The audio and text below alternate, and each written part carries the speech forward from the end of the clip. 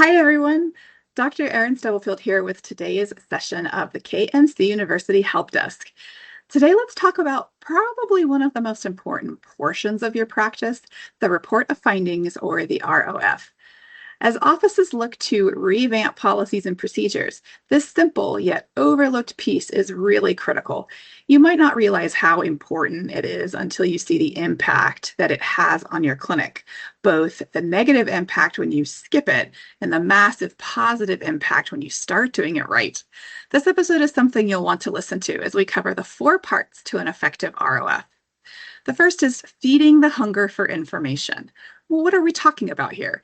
It's when the patient comes in, right? They have an issue and they are hungry for answers. We live in a society that is always seeking information. They want to know, what's wrong with me? Why is this happening? And what's it going to take to get better? More importantly, stay better. Well, you're the doctor. They want to hear your professional opinion. The ROF is your chance to give them that structure and confidence. Number 2 is laying out the care plan. So what does this conversation look like? You need to clearly communicate 3 things. The issue. This is what you have going on based on your exam. The goal. This is why I believe we can accomplish your goals. And the plan. We're going to accomplish this by this date or this time frame. And we're going to review your progress with a re-exam. Number 3, planting the maintenance seed early. A huge part of this is introducing the idea of maintenance care before their episode of acute care is actually over. A lot of patients will bow out when they think their insurance isn't going to pay. But if we start planting those seeds of wellness and supportive care along the way, it changes that conversation.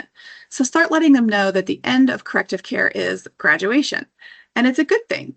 Explain that your goal is to help them stay well adjusted so they can keep doing what they love.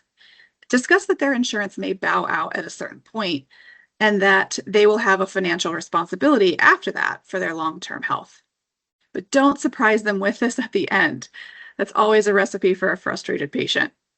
And lastly, it's that financial handoff. Once you, the doctor, deliver that critical and clinical report of findings, you hand that baton over to your team member for the financial commitment conversation. Patients are cautious with their money. They want to know what the investment is in their health, what the investment is in your practice, and they want to know that their money is being spent appropriately. So your front office needs to be clear. This is your insurance. This is what we expect your insurance to cover based on these limitations.